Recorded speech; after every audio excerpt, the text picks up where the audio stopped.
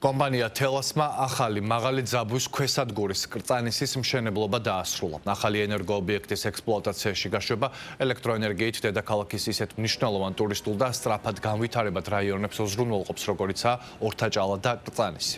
ქვესადგურის მშენებლობა თელასის 2024-29 წლების საინვესტიციო პროგრამის ფარგლებში საქართველოს ენერგეტიკის და წყალმომარაგების მარეგულირებელი ეროვნული კომისიის დავალებით განხორციელდა.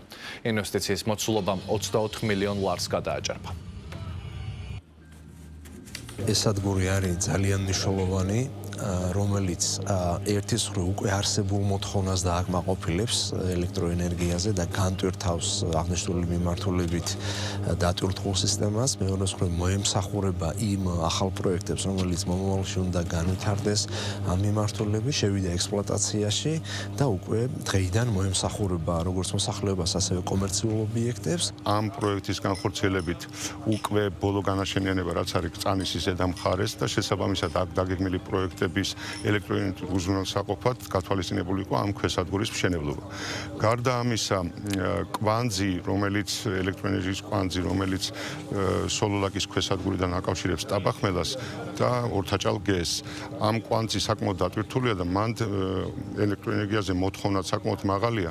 შესაბამისად, ამ ქვესადგურის მშენებლობით განთავისუფლდება დაახლოებით 10 მეგავატის სიმძლავრე იმ კვანძშიც და შესაბამისად ისანი-სამგორის რაიონშიც გვექნება, ასე ვთქვათ, მოთხოვნილი სიმძლავრის დაკმაყოფილების შესაძლებლობა.